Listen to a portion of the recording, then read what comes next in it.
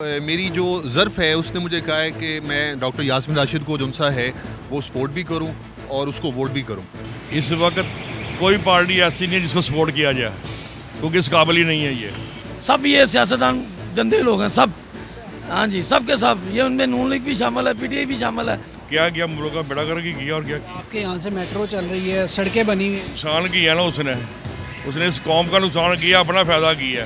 करोड़ों रुपए की जायदादें कैसे बना ली इन लोगों ने। हम भी सारा दिन यहाँ पे काम करते हैं, हम तो कुछ नहीं बना सके आज तक।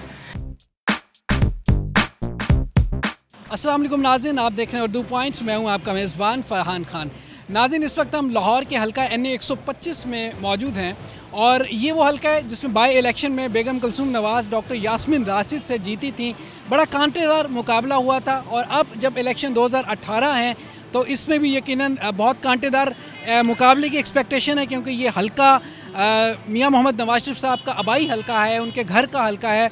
हमेशा इस हल्के से वो जीतते आए हैं और अब इस हल्के की आवाम किसको वोट देगी, किसको जितवाना चाहेंगी, कौन सा कैंडिडेट उनका फेवरेट कैंडिडेट होगा। और यकीनन इस वक्त मरीम नवाज़ साहिबा इस हल्के से इलेक्शन लड़ रही हैं, दूसरी जानिब डॉक्टर यास्मीन राशिद इस हल्के से इलेक्शन लड़ी है। एक्सपेक्टेशन ये की जा रही है कि बड़ा कांटेदार मुकाबला है। आज हम आवाम की अदालत में आए हैं, लोगों से पूछते हैं कि वो क्या कहते हैं कि इस हल्के में कौन सा कैंडिडेट स्ट्रॉन्ग है और वो किसको वोट कर रहे हैं और किसको सपोर्ट कर रहे हैं। जी अस्सलाम वालेकुम सर। जी वालेकुम सलाम सर। सर क्या नाम है आपका? सैयद अली मोहसिन रिजवी। अच्छा अली भाई, हम हल्का 125 में मौजूद हैं और यकीनन ये बड़ा पूरे पाकिस्तान की नज़र इस हल्के पे थी लास्ट बाई इलेक्शन में भी और अब भी। तो किसको सपोर्ट कर रहे हैं और क्यों कर रहे हैं? जी मैं बाय प्रोफेशनल प्रोफेसर हूँ और एक प्राइवेट यूनिवर्सिटी में पढ़ा रहा हूँ। अल्हम्दुलिल्लाह एक बुक भी बैठा हूँ। तो मेरे ज़मीर ने गवारा नहीं किया कि उन लोगों को मैं दोबारा असम्बलियों में लेकर आऊँ कि जो ना तो पढ़े लिखे हैं और ना हमें पढ़ा सकते हैं। वो दूसरे लिहाज से तो उन्होंने पढ़ा दिया है। तो मेरी जो ज़र्फ़ है उसने मुझे कहा है कि मैं डॉक्टर यास्मीन राशिद को जो सा है वो सपोर्ट भी करूं और उसको वोट भी करूं, क्योंकि वो अब बाय प्रोफेशनल एक डॉक्टर्स भी हैं और एजुकेशन को जानती भी हैं। तो मेरा पेशा भी एजुकेशन से रेलिवेंट है और मैं चाहता हूं कि पाकिस्तान के अंदर जो 2 करोड़ बच्चे बेचारे नहीं जा सकते स्कूल्स के अंदर, वो स्कूल में जाएं कम से कम। मैं अपनी जगह पर जो सा है वो वोट भी और सपोर्ट भी के लिहाज से एक जहाद कर रहा हूँ और मैं चाह रहा हूँ कि डॉक्टर यास्मीन राशिद आएँ, जो समझते हैं कि अपनी एजुकेशन को इम्प्रूव करना चाहते हैं, वो उनको वोट दें। अच्छा, आपको लगता है कि इस हल्के के लिए 125 के लिए वो बेस्ट कैंडिडेट हैं? मैं आपको एक वजह की बात बताने वाला हूँ जो शायद आपके किसी मीडिया वाले ने नहीं बताई। अंदर की बात है कि जो मरीम नवाज़ है उनकी कल मीटिंग हुई है, वो 1 to 5 से कंटेस्ट नहीं करना चाह रही हैं, क्योंकि डॉक्टर यास्मीन राशिद एक ऐसा पिलर बन गई है ज़िमनी इलेक्शन के बाद कि लोग डर रहे हैं। NA 120 जो पुराना जो सा 125 का जो पुराना 120 था, उसमें हुआ ये है कि पहले डॉक्टर यास्मीन राशिद डर रही थी कि हम नवाज शरीफ के सामने कैसे वोट में जो सा इलेक्शन लड़ सकती हूँ। आज वो दिन है 25 जो सा जून है, आज वो दिन है अल्हम्दुलिल्लाह जो सा है। आज नून लीग के जितने भी हैं, परवेज़ मलिक है और जितने भी MNA हैं, वो डर रहे हैं। इवन के मरीम नवाज़ भी डर रही है कि जो सा है वो डॉक्टर यास्मीन राशिद के सामने इलेक्शन नहीं लड़ना चाह रहे। यही हमारा अल्हम्दुलिल्लाह जो सा कामयाबी का जो सा है वो रीज़न है। अभी वही मरीम नवाज इस हल्के से हैं और उम्मीद है कि वही जीतेंगी इस दफ़ा। आप किसको वोट डाल? शेर को भाईजान, इस दफ़ा किसको वोट डाला? शेर को। क्या वजह, आप शेर को क्यों वोट डालना चाहते हैं। हो सकता है ये भी चोर हो मगर काम करवाते हैं ये। हो सकता है आपको डाउट है? नहीं, इतनी अफवाहें उड़ रही हैं तो हो सकता है कोई चक्कर हो इनके अंदर, मगर तो आपको भी शक है कि हो सकता है कुछ चक्कर? हमें इनको ज़ाती तौर पे तो नहीं जानते क्या लोग हैं, ये क्या करते हैं क्या नहीं करते हैं, मगर हमें फिर भी अच्छे लगते हैं, बेहतर हैं, काफ़ी लोगों से बेहतर हैं। आपका वोट जो आप कहते हैं पक्का इस दफ़ा शेर को, यानी तकरीबन शेर की तरफ होता है। हाँ, आपके कितने वोटर हैं यहाँ पे टोटल फैमिली के? ठीक है, कुछ 17-18 मेंबर हैं, चाचे ताए के बेटे वगैरह डाल के सारा में। जो सारी जो केसेस चल रहे हैं, ये मामला तो हो रहे हैं, आपको लगता है ये इफ़ेक्ट करेगा इस हल्के के लोगों को? करेगा भाई, सारी बात है। किसी पे कीचड़ उछाला जाए तो उसका असर तो पड़ता है, असर पड़ेगा इस चीज़ का। नहीं, जो सब ये सियासतदान गंदे लोग हैं सब। हाँ जी, सब के सब। ये उनमें नून लीग भी शामिल है, पीटीआई भी शामिल है।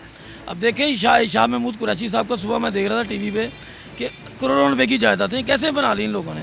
हम भी सारा दिन यहाँ पे काम करते हैं, हम तो कुछ नहीं बना सके आज तक। ये तरपाल ठीक करवानी हो हिसाब पड़ा होता है जी। सर आप बड़े लोग हैं, आप अजीम लोग हैं, आप मेहनत करते हैं, हलाल की कमाते हैं, आपने एहतसाब नहीं ऐसा देना। आप देख लें कैसे एहतसाब दे रहे हैं सारे सियासतदान। अच्छा कर रहे हैं, बहुत अच्छा हो रहा है, सबके साथ होना चाहिए। अब जो सबसे बड़ा चोर था जरदारी, उसे पकड़ ही कोई नहीं था, है जी, उसे पकड़ी, उसका क्लियर कर दिया। 1.5-2 साल पहले सुप्रीम कोर्ट ने उसे क्लियर कर दिया। हमारी ये समझ था बाहर से क्यों क्लियर किया। तो पीटीआई को करना चाहते हैं।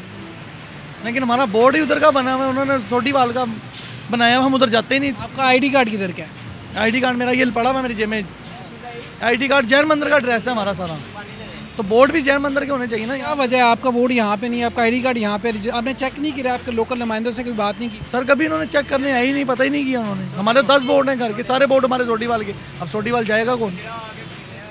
हम तो जा ही नहीं सकते। पीटीआई को क्यों सपोर्ट करना चाह रहे हैं, क्या वजह है? नून लीग ने इतना काम कराया है, आपके सामने मेट्रो चल रही है, इतना ज़बरदस्त यहाँ पे है, तो फिर क्यों आप पीटीआई को सपोर्ट कर रहे हैं?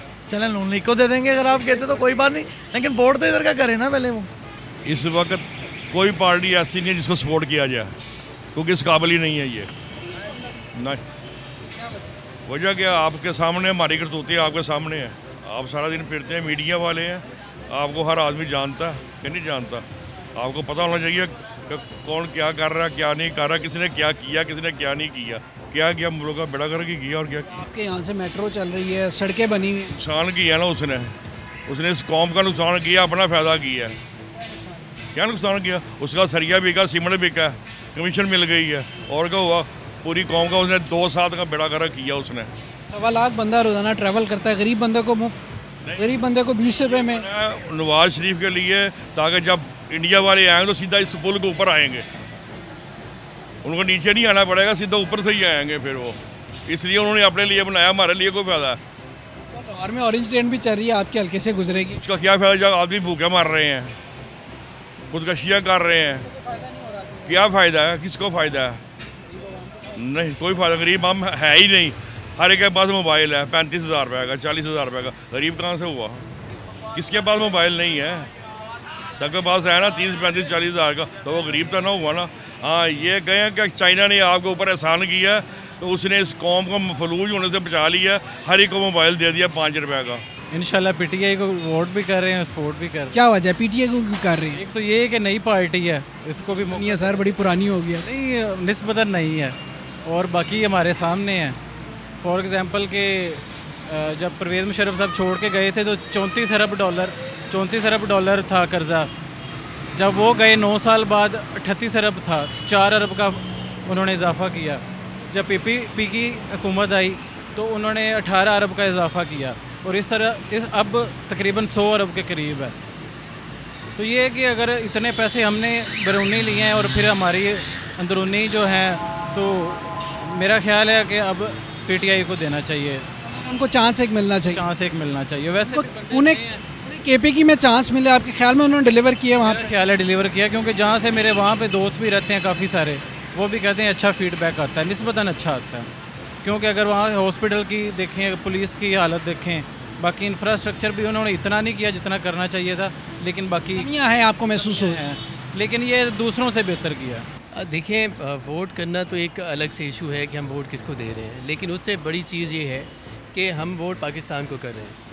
आया इसलिए कि वोट हम करें एजुकेशन को, वोट हम करें डैम्स को, कि ताकि पाकिस्तान के अंदर पानी की किल्लत ख़त्म हो। वोट हम करें गुरबत मुकाव प्रोग्राम के लिए, वोट हम करें बिजली की, एनर्जी की जो लोड शेडिंग है उसके ख़ात्मे के लिए। लेकिन इशू ये है कि इन तमाम तर चीज़ों के लिए हमें एक सिस्टम चाहिए, और हमारे पास जितनी भी यहाँ पे सियासी जमातें हैं वो उस सिस्टम के अंदर जो है उसकी तोड़ फोड़ के अंदर तो शुमार होती हैं, लेकिन उसकी बिल्डिंग के लिए शुमार नहीं हो रही। और दूसरा जो इशू आ रहा है, अगर अब एक जो नई जमात आ रही है पीटीआई, वो अगर ये बात कर रही है कि जी हम यहाँ पे चेंज लाना चाहते हैं, तो उस चेंज के लिए भी हम उसको भी एनालाइज़ कर रहे हैं। एज एक आम पाकिस्तानी या एक शहरी जो है, एक पढ़ा लिखा शहरी जो है, वो उसको इस वक्त वोट देने का मतलब ये है कि वो उसको एनालाइज़ करे, और एनालाइज़ करके फिर वो अपना वोट कास्ट करे, ताकि एक सही मतलब के सही तरीक़ाकार के साथ, सही मकसद के साथ उस पार्टी के मशहूर को देखने के बाद और मुल्क की ज़रूरियात के बाद देखे, और इंटरनेशनल प्लानिंग को भी देख ले, फिर उसके बाद वो वोट करें। तो आपको लगता है कि पीटीआई ऐसी पार्टी है जो इन सारी चीज़ों पे अमल कर सकेगी? देखिए, एक नई पार्टी, एक नई सोच दे रहे हैं, लेकिन कुछ स्ट्रक्चर, मैं उसकी तमाम तर चीज़ों से एग्री नहीं कर रहा, लेकिन ये है कि जो पिछले 70 सालों के एक्सपीरियंस के अंदर अगर एक कोई नई चीज़ आ रही है तो हमें उसको सपोर्ट करना चाहिए, लेकिन उसको भी बग़ैर सोचे समझे सुम बुम के तरीके से नहीं, अंधेपन के साथ नहीं, एक एनालिस्टिक तरीक़ाकार के साथ। उसकी टीम क्या है, उसके पास लोग कौन से हैं, पढ़े लिखे लोग हैं, आया वो लोग कोई पहले जो फाइनेंशियल इंस्टीट्यूशन के अंदर उन पर कोई करप्शन के चार्जेस तो नहीं हैं, या फिर दूसरी ये चीज़ है कि क्या वो इससे पहले किसी क्रिमिनल एक्ट के अंदर तो शुमार नहीं हुए। अच्छा सर, आपकी इस बात से जब अगर एनालाइज इतना डीपली करेंगे तो फिर तो पीटीआई के लिए बड़ा मुश्किल हो जाएगा, क्योंकि अब पीटीआई जो है वो 35% to 40% जो है वो उन्हीं करप्ट लोगों की जिनसे जान छुड़वाने के लिए आप तब्दीली चाह रहे हैं, नए लोग चाह रहे हैं, तो बड़ा मुश्किल हो जाएगा पीटीआई का इंतखाब करना भी।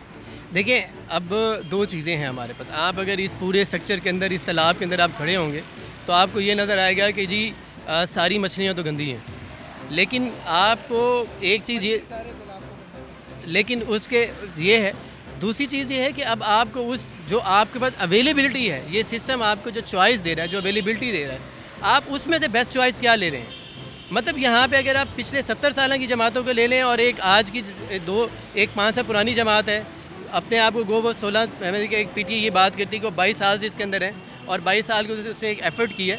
लेकिन एक चीज़ ये है कि असल चीज़ देखने की ये है कि आया ये भी एक सिस्टमेटिक चेंज है ना, कि लोग इनको इस सिस्टम के अंदर रह के इसको आजमाएँ और आया ये पता चले कि ये जमातें ख़राब हैं या सिस्टम ख़राब है।